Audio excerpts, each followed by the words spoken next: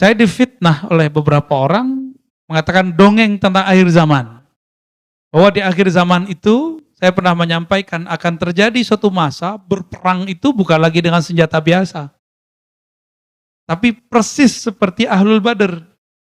Ahlul Badr itu mereka berperang tidak hanya dikuatkan oleh senjata, tapi dikuatkan oleh para malaikat. Di hadis Imam Muslim, nanti kalau sempat saya tunjukin nanti pada Isya, dikatakan bahwa ada seorang sahabat Nabi mengatakan, ketika kami hendak memukulkan tombak atau pedang kami, tiba-tiba musuh sudah terjungkal. Kami mendengar bunyi pukulan yang sangat deras. Dari manakah itu? Sahabat nanya, wahai Rasulullah, itu siapa? Maka Rasulullah mengabarkan itu malaikat muqarrabin. Mereka turun sekitar 70 orang, tapi membersamai kalian. Dongeng gak tuh? Itu hadis Muslim loh Pak. Hadis Bukhari. Yang saya baca tadi itu hadis Bukhari. Dongeng gak tuh? Yang mengatakan itu dongeng, jangan-jangan dia telah terjebak kepada ingkarus sunnah. Ingkar kepada sunnah Nabi, padahal ngakunya manhajnya sunnah. Ya. Sekarang latihan panahan, tapi nggak percaya bab itu. Emang antum bisa ngalahin Dajjal pakai panah? Aneh mau tanya, bisa ngalahin Dajjal nggak dengan panah?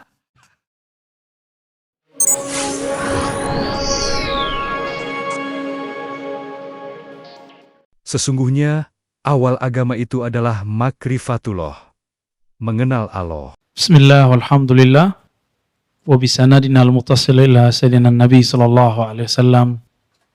Qala al-mahdi minni ajlal jabha aknal anf yamla'ul arda qistan wa adla kama muli'at jawra wa zulma yamsiku sab'a sinin.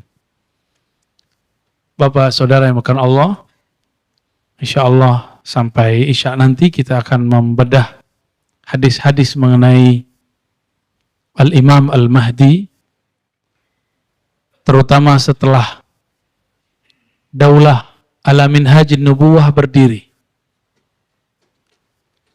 Sekedar mengulang untuk merefresh karena mungkin kebanyakan pengajian di sini ya. Benar ya? Sebelum terjadi khuruj Dajjal, keluar Dajjal, apa yang terjadi? Terjadi fitnah. Fitnah bahasa Arab artinya kekacauan. Dan ulama kita, saya berdiskusi, belajar juga kepada ulama uqala yang ahli akal, intelektual, ulama-ulama ahlul qulub, ahli-ahli qalbu, ahli rohani. Mereka hampir sepakat, kecuali yang qalbunya terhijab. Masih sibuk ngurusin Abu Hurairah, masih mempertanyakan Khadijah. Nggak ada kemajuan spiritual dan intelektual. Nggak ada persiapan ke arah sana. Padahal dunia sudah sedemikian rupa. Masih sibuk membicarakan ini dan itu, mengkritisi sahabat, mempertanyakan sebagai sosok atau sebagai institusi. Saya agak kecewa dengan pengajian itu ya. Padahal kita berharap tadinya dia sudah membawa simbol-simbol tasawuf. Karena kebangkitan umat itu salah satunya kebangkitan rohani. Dan itu pasti dalam tasawuf. Tapi Imam Abdul Qahir al-Baghdadi punya dua kitab. Al-Farqu Bainal Firaq, lalu Usuluddin. Beliau mengatakan di kitabnya, akidah yang kotor, yang kelabu, yang rusak, tidak akan pernah nyatu dengan tasawuf yang bening. Oh dia ahli khalwat, itu urusan dia.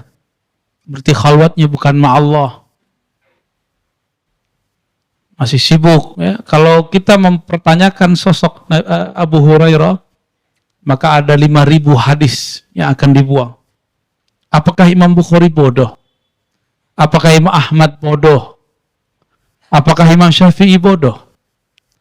Apakah ulama-ulama ahli hadis dari masa ke masa mereka bodoh? Sehingga kemudian tidak mengerti siapa sosok Abu Hurairah lalu dipertanyakan sekarang. Ya, kita agak kecewa besar dengan sikap seperti itu. Ya.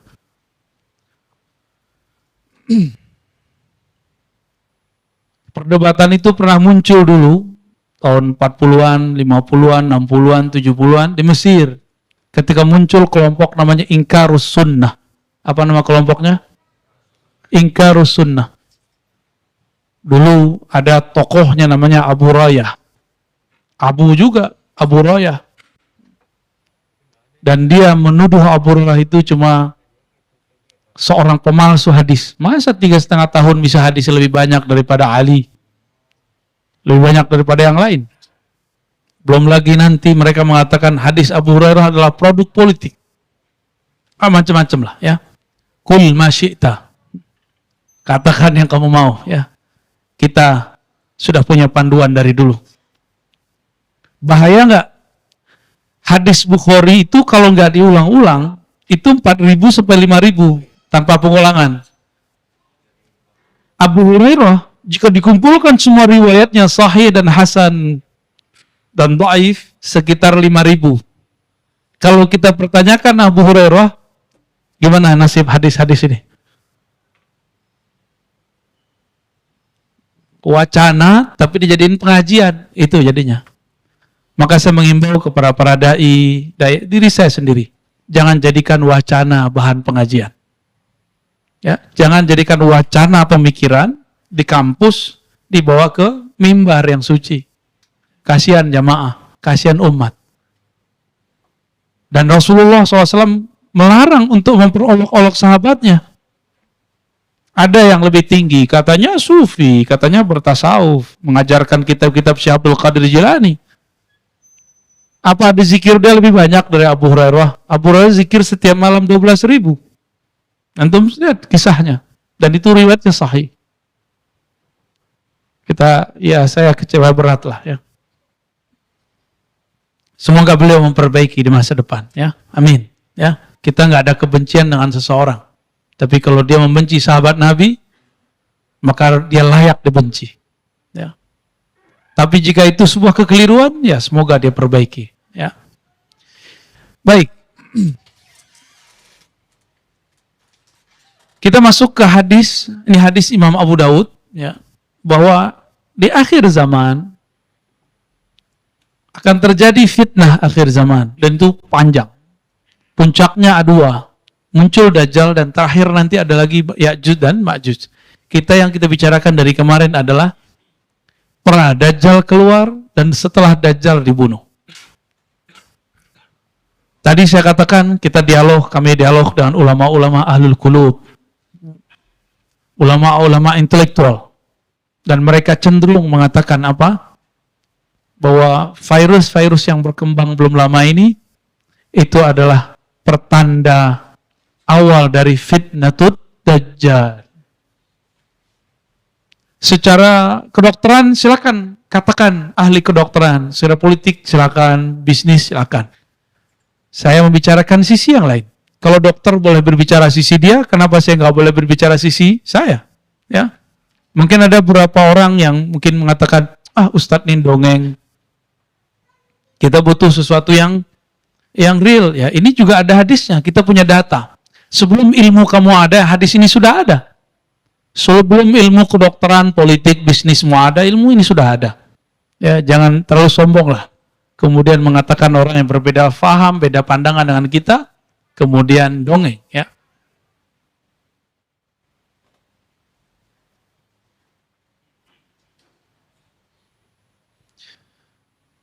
Ini kita tampilkan hadisnya. Ini flashback sebentar ya. Jadi mereka kemudian menganggap inilah. Kalau di Yaman ada namanya Syekh Al-Habib Al-Adni. Abu Bakar Al-Adni. Ini salah satu ulama intelektual yang punya pendekatan ilmu namanya fikih tahawulat. Fikih tahawulat itu ternyata nggak jauh berbeda dengan apa yang kami diskusikan lama dulu dengan kawan-kawan kami di Indonesia juga. Bahwa belajar Islam itu 4. Fikih berdasarkan hadis Imam Muslim yang akan kita nanti baca di pertemuan pertama nanti ba'da Isya ya, jam 8 atau jam 8 nanti kita lihat waktunya. Mungkin teman-teman mau makan dulu ba'da Isya, jam 8 kita balik ya, insya Allah. Jadi, beli kitab Sahih Muslim? Belum? Kuat nggak ngaji sampai jam 10 tuh? Ya, antum nampung doang masa nggak mau? Aneh belajar 15 tahun. Ya, masa nampung doang nggak mau? Ya, bagi yang ada waktu. Syekh Al-Adni mengatakan ada ilmu fikih, ilmu akidah, ilmu tasawuf. Lalu beliau menyebutkan ilmu eskatologi. Eskatologi ini fikih akhir zaman. Ya, sama dengan penemuan kita, cuma saya menyebutnya dengan istilah yang berbeda. Ya, fikih akhir zaman ini saya bagi dua. Jadi kalau beliau 4, saya jadi 5. Fikih akhir zaman itu pertama, gerakan apa yang akan kita persiapkan menyongsong akhir zaman. Maka disebut harakah. Ya. Lalu tujuannya sampai kemana? Tujuannya itu yang kelima. Yang Nabi sebut summa yakunu, ya. Selalu setelah itu ada daulah, kekuasaan ala minhajin nubuwah, dalam manhaj kenabian. Itu. Jadi fikih akhir zaman saya baginya 2, harokah. Nah, harokah ini pergerakan. Bergerak tuh berarti nggak boleh diem tuh. Karena sekarang zamannya alhamdulillah masih belum zaman perang militer, kita nikmati. Sekarang perang apa? Perang opini nggak? Ya, ada yang ngajak saya debat kemarin kan? Nggak datang-datang, perang aja dia di YouTube. Maka kita katakan ke depan kami tidak akan lagi mau menerima tantangan kalian. Cemen, ya, nggak akan saya terima lagi. Kita sudah sediain waktu, banyak aja alasannya. Malah memanfaatkan oknum polisi. Malah kita disalah-salahin di situ. Ya salam. Jangan-jangan Anda terpapar, Pak Polisi. Ya, semoga Pak Polisi yang lain tidak terpapar ya. Amin. Semoga yang ngurus bangsa ini, yang jaga bangsa ini aman kolbunya, aman akidahnya. Amin ya Rabbal Alamin. Itu bagi saya sangat sangat menyakitkan sebenarnya. Ya. Bukan menyakitkan kita dendam, tidak. Loh kok gitu amat ya? Ramenya di YouTube. Di depan kita nggak ada satupun. Rame doang. Dia kira dengan membuat framing, begitu orang percaya. Orang kan bisa buat framing baru. Tapi saya bukan mau mengatakan itu, saudara-saudara yang melakukan Allah. Sekarang perangnya perang media. Ya, maka saya mengimbau para asatis, ahlus sunnah yang moderat, yang kolbunya bening, akidahnya lurus, bertasawuf. Ayo, antum isi ruang kosong di YouTube itu. Maka kita jauh-jauh hari udah ngomong ke teman-teman di MRBJ, ayo semua pengajian kalau bisa di live kan. Kalau ada salah nanti ya di private. Kalau yang aneh-aneh private. Yang penting di live kan dulu, ini syiar kita. Maka kita juga selektif ketika untuk memilih seorang dai yang akan mengajar, mu'alim yang akan mengajar di tempat duduk ini. Tempat duduk ini suci Pak, tapi yang duduk di sini belum suci. Saya bukan orang suci. Kita hanya sedang berlatih. Semoga Allah menjaga kita semua. Amin ya Rabbal Alamin. Jadi ke depan ini perangnya perang apa? Opini. Nanti beberapa ustadz sok-sok cuek, sok intelektual ngomong, ngapain ente masih ngurusin yasinan, belain hujah yasin. Zikir jamaah, tauhid 3, sifat 20. Untuk apa 3 zamannya? Itu saya dengar 20 tahun lalu di sini. Yang ngomong seorang ustadz kepada saya, ente kau usah pikirin itu. 20 tahun lalu Pak. Kita kira kalau sudah ketemu di MUI, sudah debat terbuka di masjid, selesai masalah. Ternyata tidak. Mereka tidak ada mundur. Mereka maju terus. Terus antum diam. Mereka mengisi kekosongan itu. Termasuk masjid ini dulu. Ya, dulu masjid ini diklaim masjid mereka dulu ini. Alhamdulillah pengurusnya sadar. Atau masih ada pengurus yang belum benar. Ya, masih belum sadar maksud saya. Sudah begini modelnya belum paham juga. Udah begini gawatnya, belum paham juga. Mereka banyak gebrak meja loh depan Said Agil Al-Munawar, guru kita. Itu zuriat Rasul loh. Ternyata mereka emang nggak percaya zuriat Rasulullah Shallallahu Alaihi Wasallam. Orang tua saja nggak boleh saya gebrak, Pak. Ini keturunan Rasulullah Shallallahu Alaihi Wasallam. Kecuali dia ada perkara yang emang sisi manusiawinya. Ini beliau berbicara baik di sini, di masjid ini. Maka ciri-ciri pengikut Dajjal sekarang sudah bisa dideteksi. Satu, tidak percaya zuriat Rasulullah SAW. Hati-hati ya Tom ya. Kalau punya ustadz gak percaya zuriat Nabi, hati-hati itu dia. Semoga dia berubah sebelum saatnya terjadi. Kenapa? Ini hadisnya yang mau kita baca. Al-Mahdi minni. Ya. Al-Mahdi itu dari keturunanku. Al-Mahdi minni min itrati.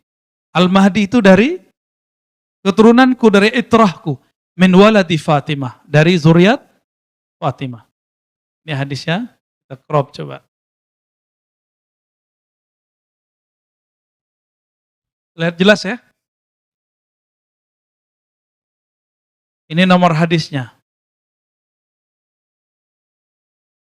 Ini nomor hadisnya ya. 4284. Ini namanya sanad. Ahmad ibn Ibrahim, ini sanad namanya. Jadi hadis itu tidak langsung didapat oleh imam dari Nabi. Si imam ini berguru juga kepada seseorang atau banyak orang. Maka kalau kita ikut sunnah Nabi, wajib punya guru. Karena imam, pengamal, dan pengumpul sunnah ini berguru. Tapi kata kawan kita sekarang, gak boleh ikut ustadz, gak boleh ikut imam, gak boleh ikut kiai. Langsung saja kepada, nah ini saya ulang-ulang terus Pak. Karena mereka mengulang-ulang di luar sana, kita ulang lagi di sini. Kita bersihkan cara berpikir begitu. Kita riset ulang. Itu brainwash. Ikut Allah saja, ikut Rasul saja. Kita tanya, gimana cara ikut Rasul? Baca Sahih Bukhari, Sunan Abu Daud. Ini yang saya bawa namanya Sunan Abu Daud. Kitab hadis ketiga di bawah Bukhari, Muslim, ini Sunan Abu Daud. Kawan Imam Bukhari dalam berguru. Ini mereka sepengajian. Bedanya, Sahih Bukhari lebih mentareng aja daripada Sunan Abu Daud. Cuma mereka punya kriteria masing-masing dalam bab Sahih. Mereka berguru. Siapa guru dia? Ahmad ibn Ibrahim itu gurunya. Dari Abdullah bin Ja'far Ar-Raqi, qala hadatsana Abdul Malih, terus sampai ke an Ummi Salamah, dari Ummu Salamah. Apa kata Ummu Salamah, ini istri Rasulullah? Sami'tu Rasulullah sallallahu alaihi wasallam yaqul, al-Mahdi minni min itrati. Al-Mahdi, Imam Mahdi itu min itrati. Kenapa Nabi nggak perlu nyebut imam? Ya beliau Nabi, imam mah di bawahnya, nggak perlu ada kata imam. Ya, kita yang perlu menyebut kata imam sebagai respect kepada beliau. Al-Mahdi itu min itrati. Apa arti itrah? Trah. Udah jadi bahasa Indonesia? Al-Mahdi itu trah, dia trahku. Trahnya Rasulullah min waladi Fatimah. Ini khusus. Keturunan Rasulullah hanya lewat Sayyidah Fatimah. Maka yang ingkar kepada keturunan Rasulullah berarti dia ingkar kepada Imam Al-Mahdi. Di akhir zaman ini mempercaya Al-Mahdi itu adalah rangkaian dari kesahihan percaya kepada hari akhir. Maka kalau nggak percaya kepada Imam Mahdi, bisa dipertanyakan percayanya kepada hari akhir. Jadi wajib atau enggak?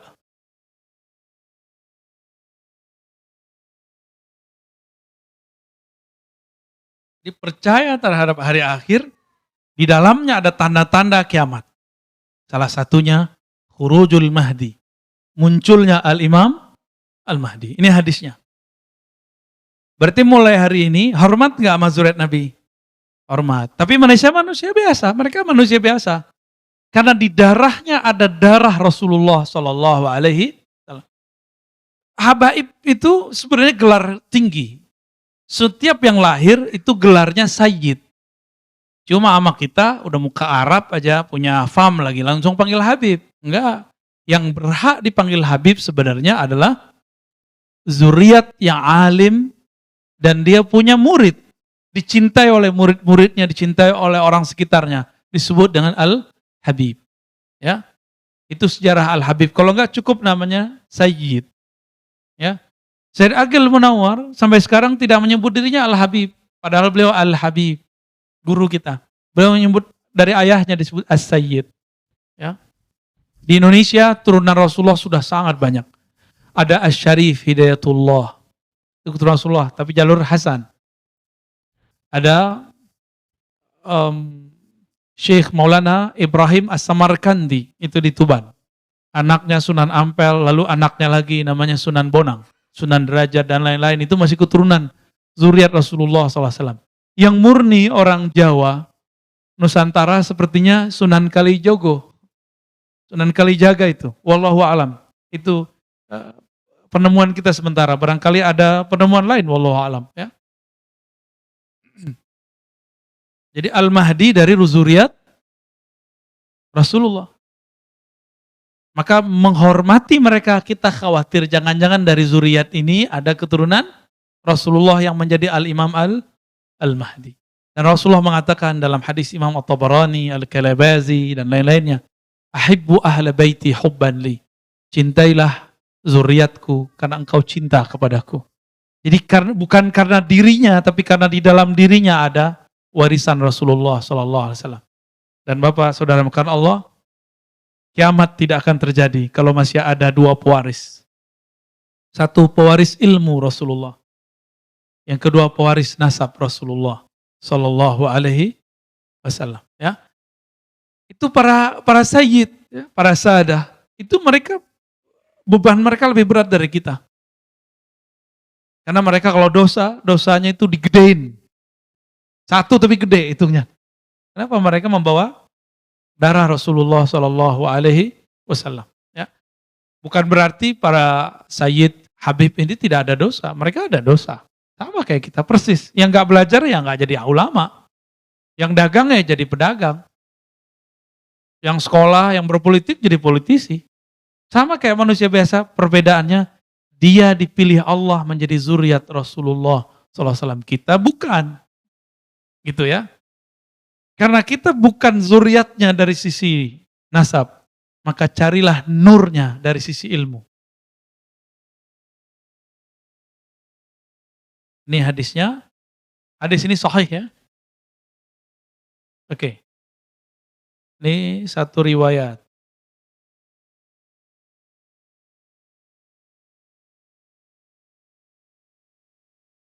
Di riwayat berikut Al-Mahdi minni. Nah, ini mulai masuk ke intinya sebenarnya. Imam Mahdi itu keturunanku. Al-Mahdi artinya yang diberi guidance, hidayah. Hidayah itu turunnya kemana? Ke kalbu. Wa may yu'min billahi yahdi qalbah. Siapa yang percaya kepada Allah, maka Allah hidayahi kalbunya. Allah hidayahkan. Orang yang dapat hidayah namanya Mahdi. Maka pengikut Imam Al-Mahdi namanya Al-Mahdiyin. Ya. Apa nama pengikutnya? Al-Mahdiyin. Oke. Kelihatan Al-Mahdi. Kelompok pengikut dia disebut dengan Al-Mahdiyin. Ya.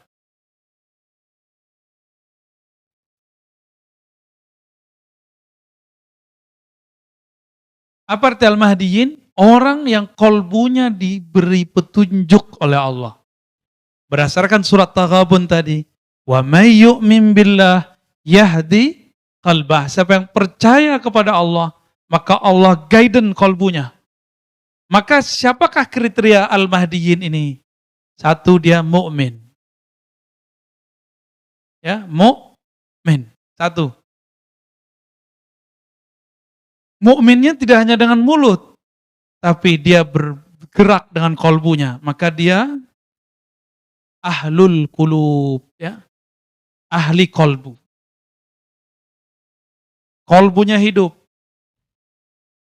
Karena hidayah turunnya ke dalam kolbu. Hidayah nggak turun ke sini, Pak. Maka bisa jadi orang tamat pesantren nggak dapat hidayah. Apalagi di luar pesantren. Orang tamat UIN aja bisa liberal, apalagi antum. Jangan dibalik. UIN liberal sesat. Kalau tamat UIN bisa sesat, antum gimana ceritanya? Jangan dibalik, ini logikanya sekarang dibalik. Karena mungkin ada kecemburuan dari orang tamat-tamat universitas yang sana. Mereka nggak mau ya, nggak mau ditinggal oleh jamaahnya atau pengen menghancurkan pamor ulama yang tamatan UIN, IAIN. Gimana caranya? Tuduh aja UIN, IAIN liberal. Tuduh aja itu murtad. Biar jamaah ngaji ke dia, kan gitu jadinya. Biar umat tidak ikut. Begitu. Itu sudah bagian dari dajajilah, pembohongan, pembuatan opini yang tidak benar. Kalau di kampus UIN orang masih bisa keliru, padahal di situ diskusi keagamannya tiap hari, kira-kira antum yang nggak ngaji kitab gimana? Itu lebih gawat lagi. Jangan dikira pemikiran begitu cuma ada di sini. Ummul Qura banyak, di Madinah ada.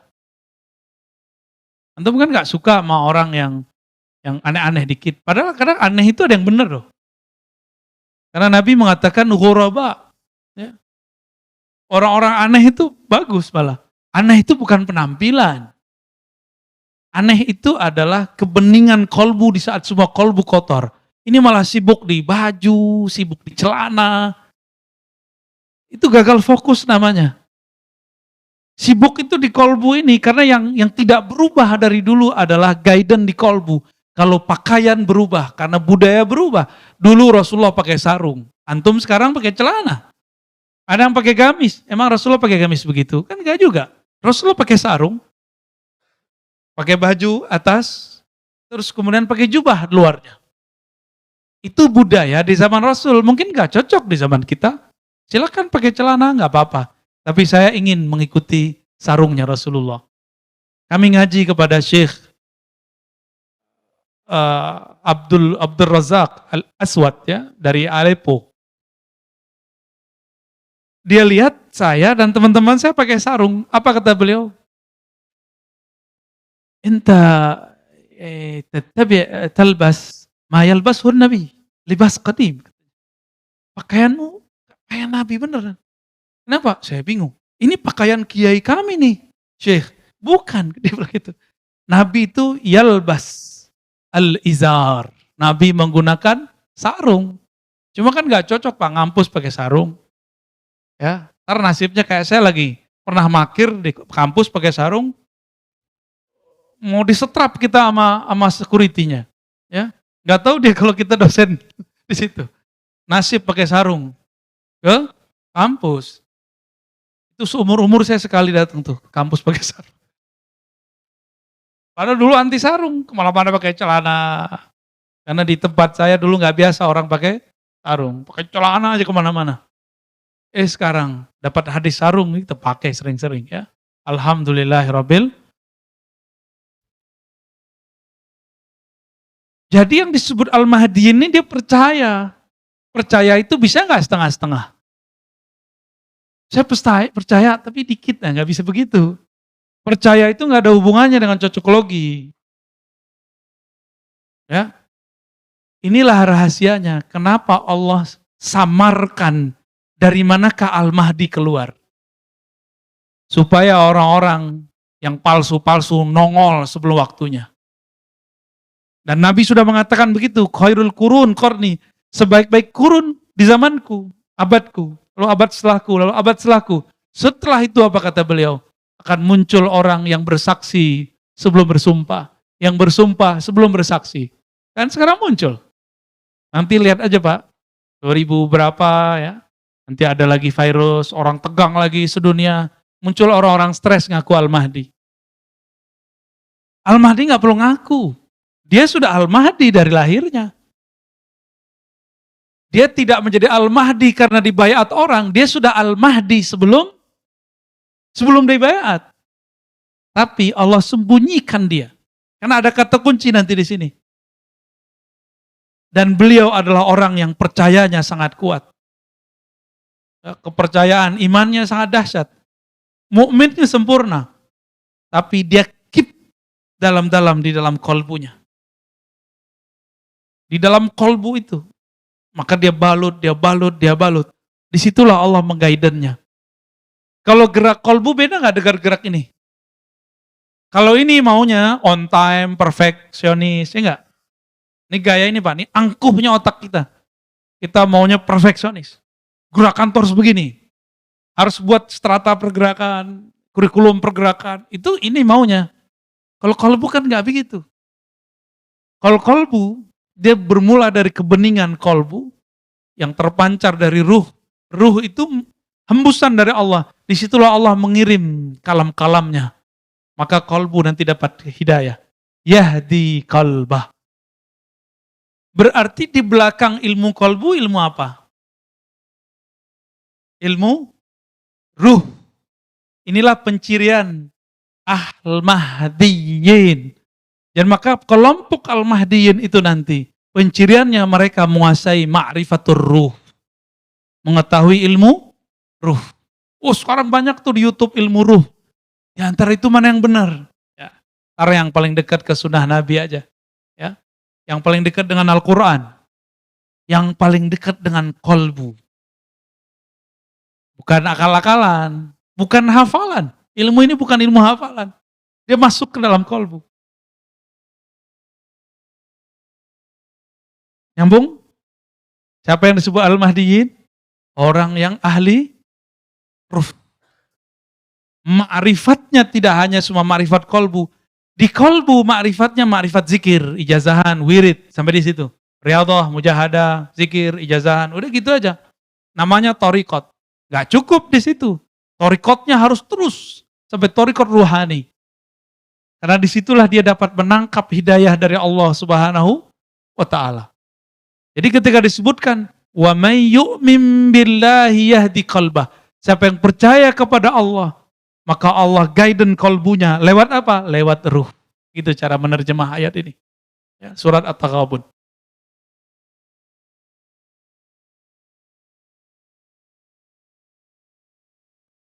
Maka pergerakannya nanti bukan yang nongol-nongol sekarang di YouTube itu ngaku-ngaku mimpi ketemu Allah, belum tentu itu ya. Ya, sekarang pengikutnya udah buat perumahan lagi ya. Perumahan akhir zaman namanya. Insya Allah. Kalau ada perumahan akhir zaman bikin selamat, saya mau beli ah. Berdasarkan satu hadis, hadisnya menyebutkan bahwa jika terjadi fitnah akhir zaman, beruzlahlah ke tempat sepi, hutan, tempat yang tidak ada orang di sana. Lah dia buat perumahan. Perumahan rame nggak Pak? Ya, itu karena tidak bergerak dengan kolbu, tapi dengan ro'yu. Nah, jadi musuhnya Al-Mahdi siapakah nanti? Ahli ro'yu. Ro'yu itu menjadikan akal intelektual segala-galanya. Akal doang ya. Nanti jadi akal-akalan. Ya. Ya seperti yang terjadi sekarang. Ternyata dia bukan pembawa kemurnian tasawuf. Ternyata banyak akal-akalannya, maka dia berani kemudian mengkritisi sosok yang sudah sangat mapan di kalangan ahli hadis, ahlu sunnah wal jamaah. Ini sensitif sekali. Benarlah kata Imam Abdul Qahir al-Baghdadi tadi, gak mungkin akidah yang bening bercampur dengan kepercayaan yang kotor, gak mungkin. Ini musuhnya di sini nanti nih, kelompok yang ro'yu. Akal-akalan sebenarnya, bukan akal ya, akalan. Kita sebut sekarang cocok logi. Nah, ini hati. Cocok logi bukanlah hidayah kolbu. Maka kalau orang cocok logi ini ngomong, batin saya, hati saya, firasat saya, antum hati-hati aja. Ya. Mereka sudah keliru kemarin, nah tapi tidak minta maaf mengenai dukun. Ada yang minta maaf? Minta maaf ke umat? Minta ampun kepada Allah? Tidak. Itulah ego intelektual, ahlu ro'yu. Orang ahlu ro'yu itu gak mau minta maaf, gengsi. Takut dia kemudian kalau minta maaf menurunkan pamornya. Padahal orang yang ilmiah itu mau mengaku salah. Ahli kolbu mau memaafkan di saat orang menyerangnya. Di saat orang membencinya, dia gak masalah bagi dia. Jadi pembedanya apa? Di sini ahli ruh. Ahli ruh. Nanti jadi perangnya ini nanti nih. Orang yang ra'yu. Ra'yu ini terbagi dua. Ada yang pakai teks. Ada yang pakai konteks. Pakai teks, dalil ini. Maka pertanyaannya mana dalil mulu? Ra'yu juga itu. Walaupun dia mengira dengan menyebutkan dalil, itu sudah nyambung. Belum tentu nyambung. Ketersambungan pemahamannya harus dibuktikan. Nyambung gak dengan ulama? Kalau enggak masuk. Ya. Kemudian coba perhatikan di hadisnya ya. Nah, hadis ini sudah mencakup apa yang mau kita bahas pada malam ini mengenai Al-Mahdi. Ini ciri-ciri fisik. Nah, di sini banyak orang stres ngaku nih. Ajlal jabhah. Jidatnya agak lebar. Hati-hati antum yang lebar tuh ya. Ntar lagi stres ngaku Al-Mahdi lagi. Beruntung lah jidatnya nggak lebar. Aman. Aknal anf. Aknal anf ini mancung lah ya. Tapi nggak mancung-mancung amat. Gitu. Yamla'ul arda qista. Nih dia. Jadi setelah nanti Dajjal kalah. Kan sekarang pembahasannya itu ya. Setelah Dajjal kalah. Yamla'ul arda qista. Dia akan memenuhi bumi dengan qista. Apa arti qista? Keseimbangan. Wa'adla, keadilan. Semua orang pengen keadilan kan? Sekarang banyak yang menurut kita nggak adil. Kenapa? Karena kita dapat persepsi dari YouTube, dari berita. Persepsi itu yang membuat kita tidak mengatakan tidak adil, tapi ada kelompok lain mengatakan adil. Karena dia baca persepsi yang lain. Jadi jangan-jangan persepsi kita yang mengatakan adil tidak adil. Kalau nanti tidak ada persepsi, semuanya objektif. Kama muliat jauran wa zulma. Sebagaimana sebelumnya bumi dipenuhi oleh kezaliman. Yamliku sab'a sinin. Menguasai selama 7 tahun. Di hadis yang lain 8, di hadis yang lain 9. Maka saya mengambil yang 9 tahun. 9 tahun. Masih ingat Dajjal berapa hari di bumi? 1 hari sama dengan 365 hari setahun. Gak usah khawatir, nanti Allah ganti. Bukan setahun, sehari bersama Al-Mahdi. Nanti sama rasanya dengan setahun. Hitung aja tuh, 9 kali 365 kali 365. Rasanya ribuan tahun, rasanya. Tetap hitungannya 9 tahun. Itu kenapa? Karena farhan, karena sangat bahagia. Kenapa bersama Ad-Dajjal terasa lama? Karena merasa mencekam, tersiksa. Jadi 2 nih waktu. Ada waktu yang membuat kita terasa lama, itu karena tersiksa. Ada yang karena saking bahagianya.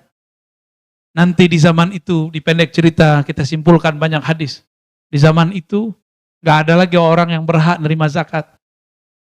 Maka mumpung yang punya rumah kosong, punya rumah nganggur, kasihlah ke orang-orang yang gak punya rumah tuh.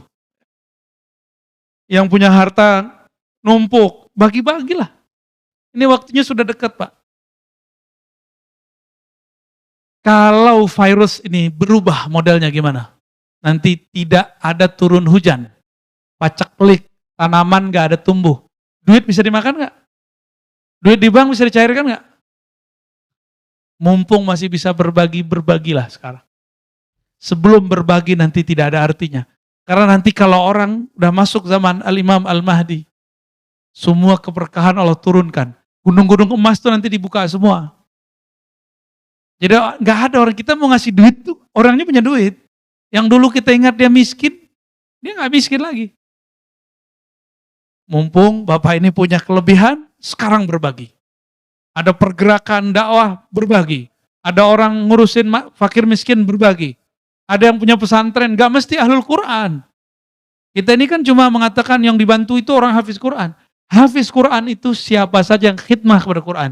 Baik dia khidmah fikih, khidmah aqidah, khidmah tasawuf, itu semua ahlul Quran. Bukan hanya ngafalin bacaan. Semuanya ahlul Quran. Kan semua ilmu itu dari Al-Quran. Ya, apalagi kalau dia hafal Quran plus ilmu-ilmunya. Ntar lagi Pak. Di sini berapa tahun di hadisnya? 9 tahun. Nah, ini kita tunjukkan. Semoga nih ketemu di setelah ini hadis yang menunjukkan 9 tahun. Ya. Nah, di sini ada.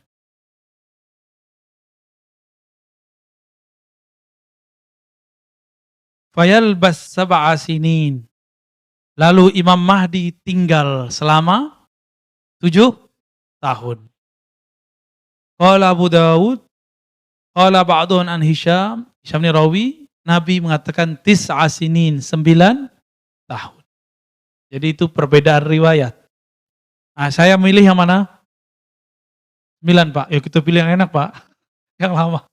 Bukan sembarangan pilih, karena yang ngomong Hisham. Hisham itu adalah Amirul Mukminin fil hadis.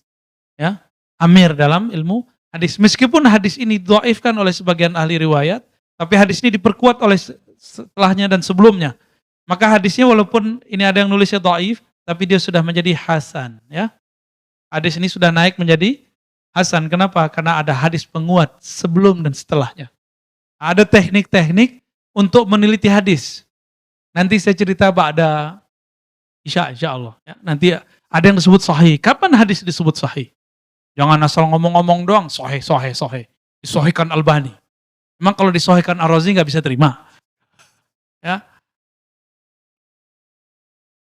Belagu aman ente gitu ya. Di sini coba lihat. Nanti yang terjadi yaksimul mal, harta dibagi-bagikan. Ya'mal finnas, beramal di tengah manusia dengan sunnah Nabi. Berarti sebelum itu terjadi, sunnah tidak akan pernah tegak secara utuh. Maka jangan paksa sekarang kita harus syariat gitu. Tenang aja, sabar-sabar dulu lah. Rasulullah 13 tahun kok sabar di Mekah. Kemudian setelah sampai di Madinah, beliau tahan lagi. Sampai Fatu Mekah tahun ke-8 Hijriah. 13 tambah 8 berapa tahun? 13 sama 8? 21. Ini kita bakal nunggu gak nyampe sampai 21 tahun. Tenang aja. Ini awal pandemi tahun berapa? Kita kena dampaknya 2020. Ya gak nyampe lah. Paling-paling umur Nabi di Mekah. Umur Nabi di Mekah berapa? 13 tahun. Paling-paling segitu kita nunggunya. Kalau mau kita memunasabahkan dengan hadis Nabi Sallallahu Alaihi Wasallam. Mau sabar nggak? Ya. Kenapa saya nyebutnya sekitar 13? Karena semua yang terjadi pada Rasulullah itu akan berulang sekarang. Itulah disebut ismu. Namanya, keturunan tanda-tandanya, kejadian-kejadian padanya itu sama seperti aku. Mirip persis, nggak jauh-jauh beda. Ya.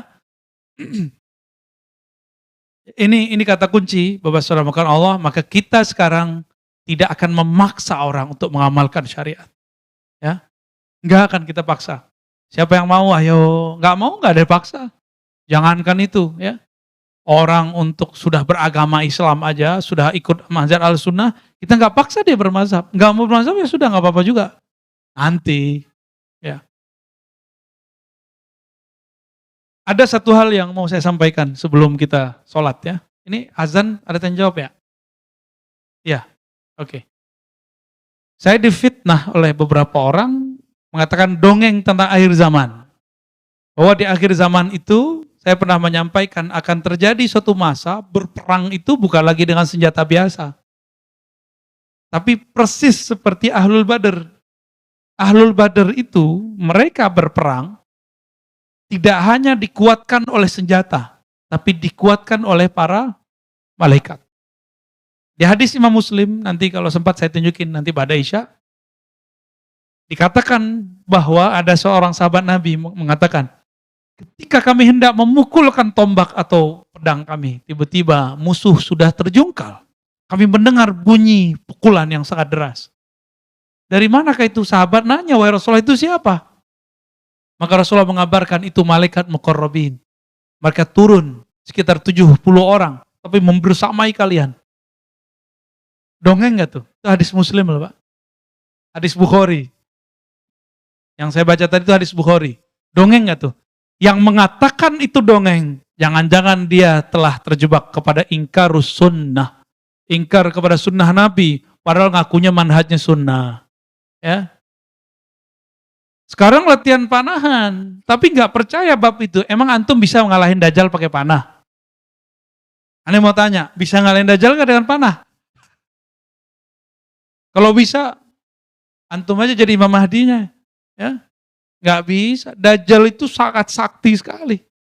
Sangat hebat sekali. Dia bisa nahan hujan. Nah itulah puncaknya. Dia bisa menghidupkan orang mati. Sebenarnya itu bukan orang yang dihidupkan. Tapi syaitan yang menyerupakan manusia. Ya, siapa yang mati di situ dia serupakan, dia bangkit lagi. Karena itu pasukan dia semua. Dajjal itu dikuatkan dengan tentara-tentara jin dan syaitan. Maka orang-orang Al-Mahdiyin tadi dikuatkan oleh Allah SWT dengan malaikat dan jin-jin muslim. Nanti, ya, sabar ya, sabar. Ini kan gak sabar masalahnya, main cocok logi aja ya. Baik. Nah di sini disebutkan bahwa Al-Mahdi yubayi'unahu bainar rukni wal maqam. Ya. Nanti terjadi ikhtilaf inda mauti khalifah. Ketika mati seorang khalifah. Maksudnya pemimpin. Fayakhruj rajulun min ahli Madinah. Lalu ada seseorang dari ahli Madinah keluar. Datang ke Mekah dipaksa untuk dibaiat. Nah, karena hadis ini keluar, nanti akan muncul orang-orang. Dia datang dari Madinah. Itu banyak Pak nanti. 2025, 26, 27, 28. Nanti kita saksiin aja ya. Orang-orang stres. Nanti dia datang ke Madinah. Ngindap beberapa hari. Terus pindah ke Mekah minta dibaiat. Soalnya kan dia dipaksa. Ntar lihat ya. Al-Majnunun. Orang-orang stres yang ngaku jadi memahdi nanti. Kita ketawa aja kalau nanti terjadi. Ya, tafadhol azan.